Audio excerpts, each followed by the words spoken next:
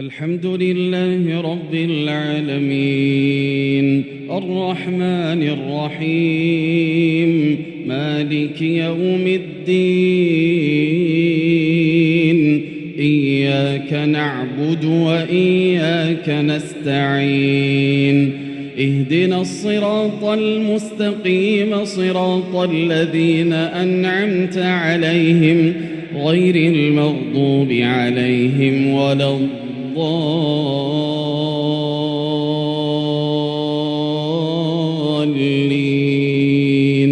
آمين. إن الذين هم من خشية ربهم مشفقون والذين هم بآيات ربهم يؤمنون والذين هم بربهم لا يشركون والذين يؤتون ما آتوا وقلوبهم وجلة أنهم إلى ربهم راجعون أولئك يسارعون في الخيرات وهم لها سابقون ولا نكلف نفسا إلا وسعها ولدينا كتاب ينطق بالحق وهم لا يظلمون بل قلوبهم في غمرة من هذا ولهم أعمال من دون ذلك هم لها عاملون حتى إذا أخذنا مترفيهم بالعذاب إذا هم يجأرون لا تجأروا اليوم إنكم منا لا تنصرون قد كانت آياتي تتلى عليكم فكنتم على أعقابكم تنكصون مستكبرين به سامرا تهجرون أفلم يدبروا القول أم جاءهم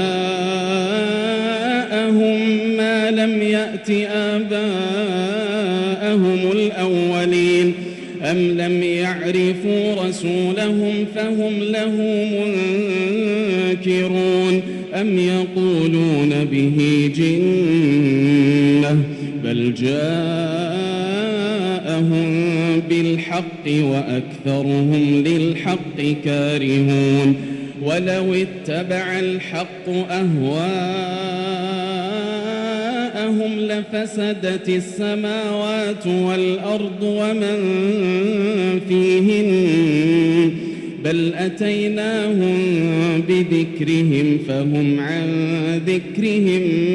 معرضون أم تسألهم خرجا فخراج ربك خير وهو خير الرازقين وإنك لتدعوهم إلى صراط مستقيم وإن الذين لا يؤمنون بالآخرة عن الصراط لناكبون ولو رحمناهم وكشفنا ما بهم من ضر للجوا في طغيانهم يعمهون ولقد أخذناهم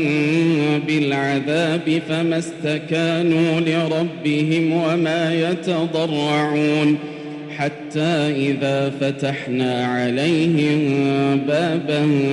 ذا عذاب شديد إذا هم فيه مبلسون وهو الذي أنشأ لكم السمع والأبصار والأفئدة قليلا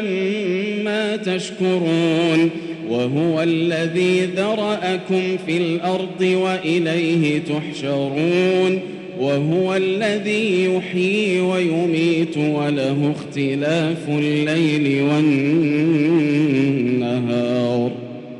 أفلا تعقلون الحمد لله رب العالمين الرحمن الرحيم مالك مالك يوم الدين إياك نعبد وإياك نستعين اهدنا الصراط المستقيم صراط الذين أنعمت عليهم غير المغضوب عليهم ولا الضالين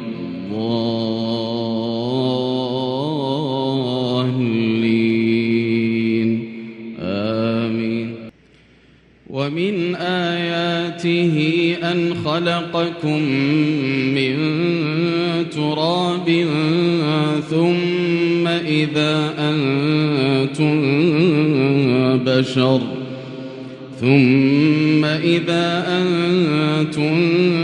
بشر تنتشرون. ومن آياته أن خلق لكم من أنفسكم أزواجا لتسكنوا إليها وجعل بينكم مودة ورحمة إن في ذلك لآيات لقوم يتفكرون. ومن آياته خلق السماوات والأرض واختلاف ألسنتكم وألوانكم إن في ذلك لآيات للعالمين. ومن آياته منامكم بالليل والنهار وابتغاؤكم من فضله إن في ذلك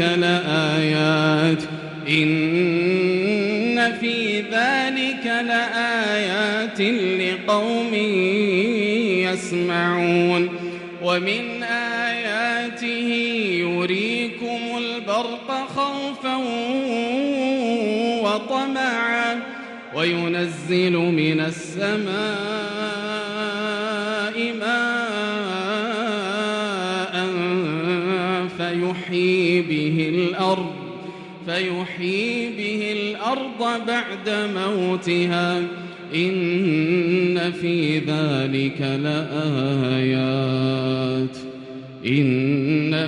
ذلك لآيات لقوم يعقلون. ومن آياته أن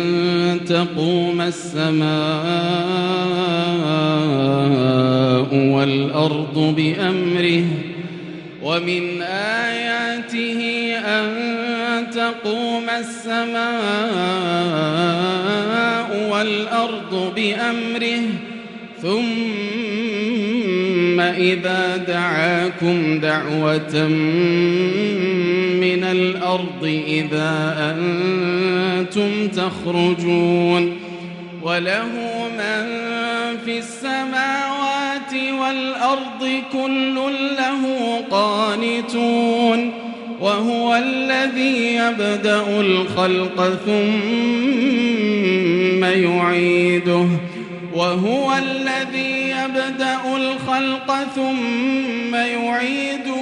وهو أهون عليه وله المثل الأعلى في السماوات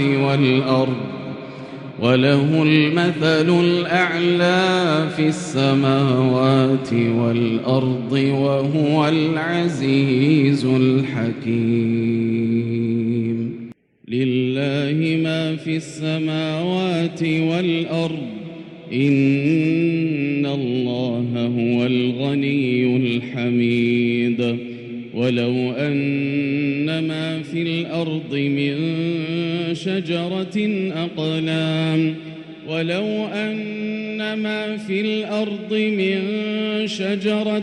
أقلام والبحر يمده من بعده 7 أبحر ما نفدت كلمات الله إن الله عزيز حكيم ما خلقكم ولا بعثكم إلا كنفس واحدة إن الله سميع بصير ألم تر أن الله يولج الليل في النهار ويولج النهار في الليل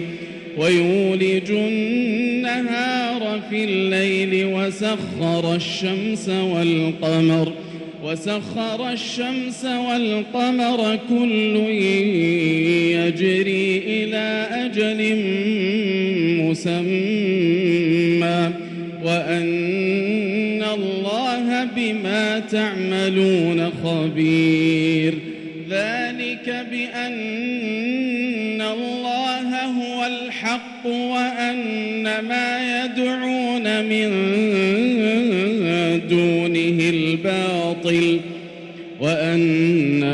يدعون من دونه الباطل وأن الله هو العلي الكبير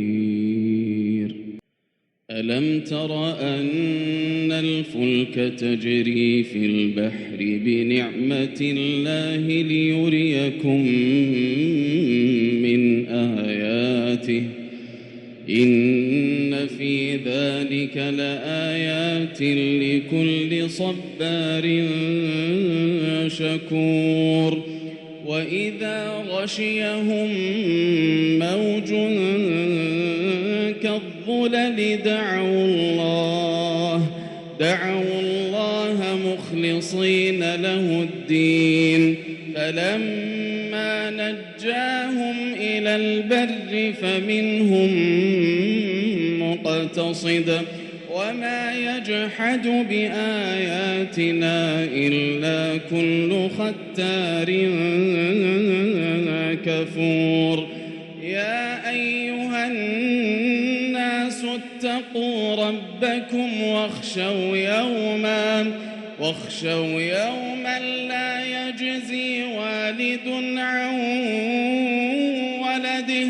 لا يجزي والد عن ولده ولا مولود هو جاز عن والده شيئا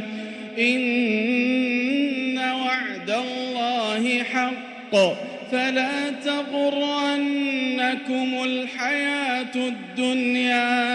فلا تغرنكم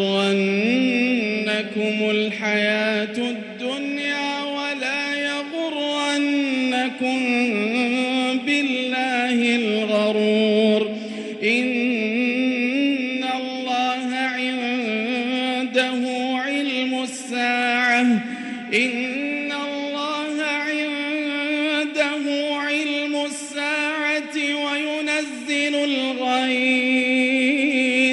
وينزل الغيث ويعلم ما في الأرحام وما تدري نفس ماذا تكسب غدا وما تدري نفس بأي أرض تموت إن الله عليم خبير الحمد لله رب العالمين الرحمن الرحيم مالك يوم الدين إياك نعبد وإياك نستعين اهدنا الصراط المستقيم صراط الذين أنعمت عليهم غير المغضوب عليهم ولا الضالين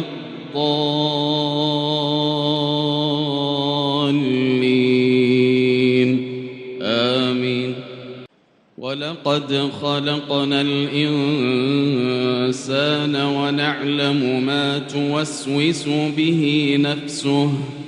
ونعلم ما توسوس به نفسه ونحن أقرب إليه من حبل الوريد إذ يتلقى المتلقيان عن اليمين وعن الشمال قعيد ما يلفظ من قول إلا لديه رقيب عتيد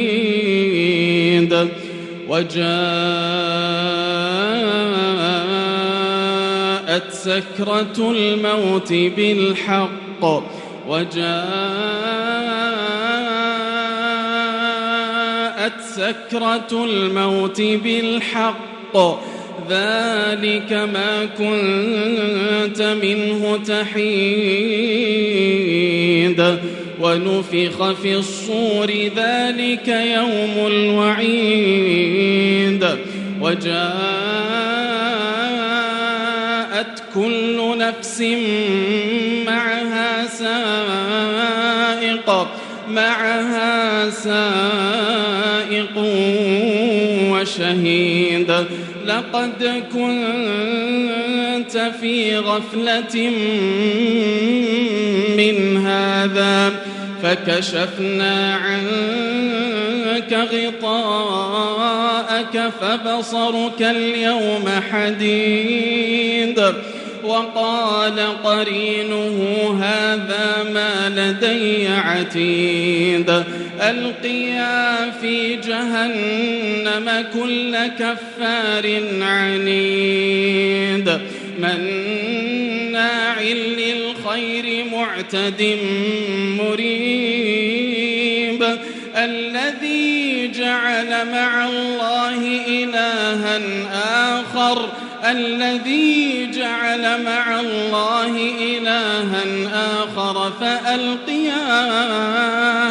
فألقياه في العذاب الشديد قال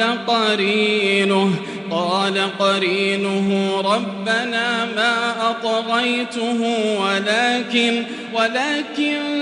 كان في ضلال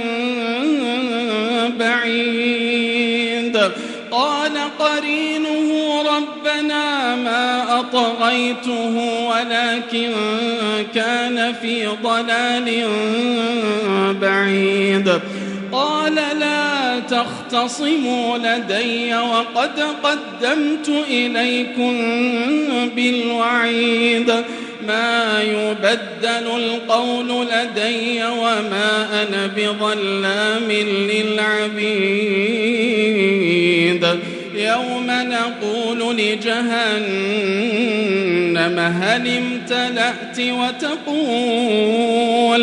يوم نقول لجهنم هل امتلأت وتقول هل من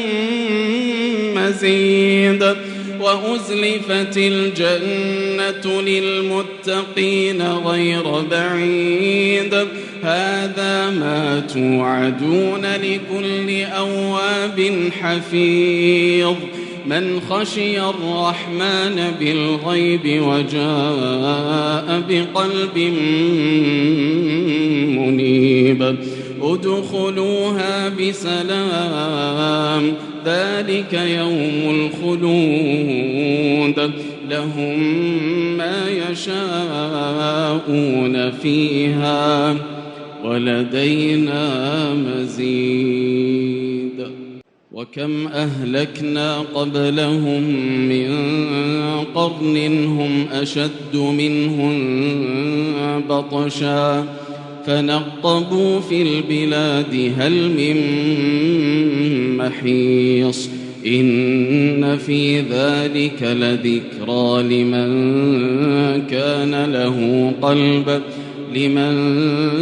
كان له قلب أو ألقى السمع وهو شهيد ولقد خلقنا السماوات والأرض وما بينهما في 6 أيام وما مسنا من لغوب فاصبر على ما يقولون وسبح بحمد ربك قبل طلوع الشمس وقبل الغروب ومن الليل فسبحه وأدبار السجود واستمع يوم ينادي المناد من مكان قريب يوم يسمعون الصيحة بالحق ذلك يوم الخروج إنا نحن نحيي ونميت وإلينا المصير يوم تشقق الأرض عنهم سراعا ذلك حشر علينا يسير نحن أعلم بما يقولون وما أنت عليهم بجبار فذكر بالقرآن من يخاف وعيد